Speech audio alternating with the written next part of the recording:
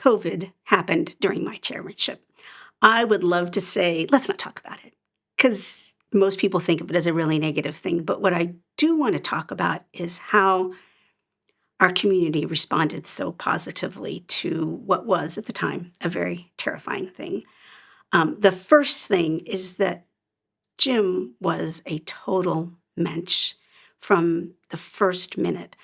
He called me on Shabbat, which he never did, say when the pandemic was declared, and said, "What are we going to do? How are we going to discuss that?" I couldn't have asked for a better partner. We had conversation after conversation. I don't even remember how many emergency board meetings we had to figure out how do we find the balance between protecting the health of our staff and our members and meeting the needs of our staff and our members. I think what we came up with was a really good compromise. We closed the J just to protect everybody, except we left the CDC open for critical workers and especially for the families of emergency responders so that they could do their jobs. Overland Park actually asked us to do that, and we were happy to go along with that. It was a little scary because at the time we kind of thought we might have been endangering our staff's lives, our teachers' lives. And I'm just, so proud of the teachers who, agreed to work, the people who didn't send their kids to the CDC because they knew that we were short-staffed. The entire staff were absolutely amazing.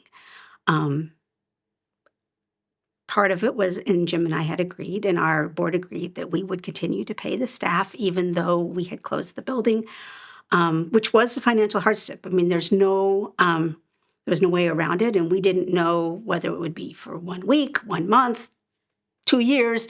We just knew that we needed to take care of our staff because we have this amazing staff, and we wanted to treat them well and have them around when we opened again. It was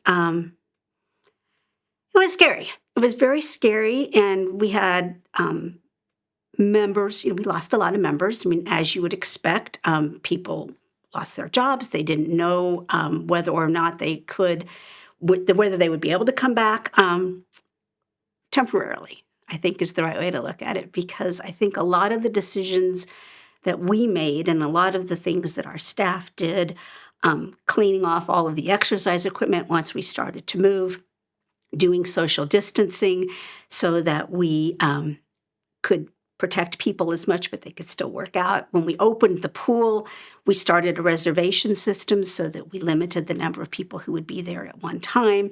I even remember reserving tables for specific times so that we could sit out there. And it really was a very good balance between meeting the needs of the members and protecting everyone's safety.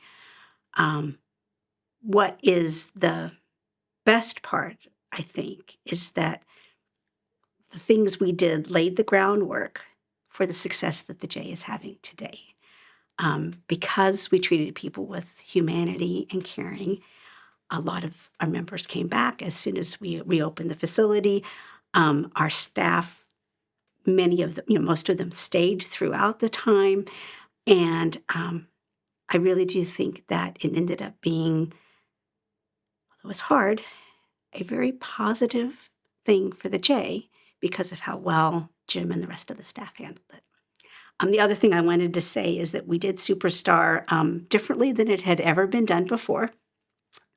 We didn't do it in person because that would have been very, very dangerous to have that many people all at one time. So we filmed it, and we made the decision to film it, which was hard in and of itself, and I was very nervous that we wouldn't raise the money that we usually did, and we still raised over $1 million, thanks to the generosity of our community and, of course, Herb, who was our true superstar.